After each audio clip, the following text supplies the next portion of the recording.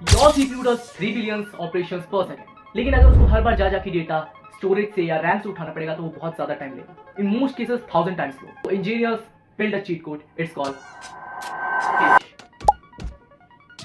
Imagine you are working on your desk and there are some papers in front of you. That's your cache. Now whole across the room there is a cupboard. That's your RAM.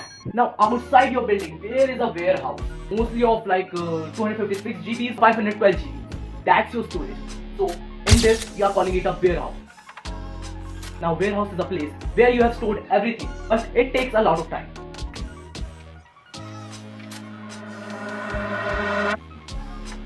So grabbing something from your desk takes 1 nanosecond. And grabbing something whole across your room toward the cupboard, now it takes about 100 nanoseconds. But going to warehouse across your road takes about millions of nanoseconds. Now the data is same that you need, but time is varying. That's not 2x slower, that's million times slower. Now we are going to move to our next topic, that is the prediction. Now we are on the third part, the prediction, and it is mainly around your CPU. And here is the part nobody talks about. Now CPU doesn't wait for you to ask the data. It predicts and it preloads on your desk before even you ask. Reading a 5-line document, your CPU already had gathered 7 to 8 lines of document, because statistically you will need that next. Now here are two terms in the cache. That's cache HIT, cache hit, and cache miss. So when the prediction is right, that's called a cache hit. That means the data is already on your table. But sometimes it cannot predict what you want. So that's called a cache miss.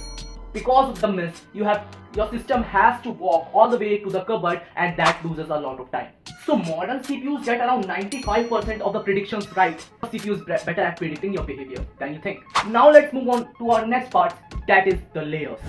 And now it gets even more interesting, because in a CPU there is not in one cache, there are 3 layers of it. So this one is the L1 cache. So this is right into a core of a CPU. This is the smallest and the fastest one. Now this is the L2 cache, slightly bigger, slightly slower. Now if we talk about the L3 cache, this cache is distributed between all the cores of the CPU. Bigger but way faster than your RAM. Have you ever heard the term of core to duo or dual core processor? That processor consists of 2 cores. L3 cache is shared between both of those cores. Now think of it like a desk. So our L1 cache is the desk. The desk we can denote it as L1 cache. Now L2 cache will be the closest shelf that is near you, and the L3 cache is the closest cupboard near you in the same room. But this all is still way faster than your cupboard, that is your RAM, and all the way opposite to the room that you are sitting on.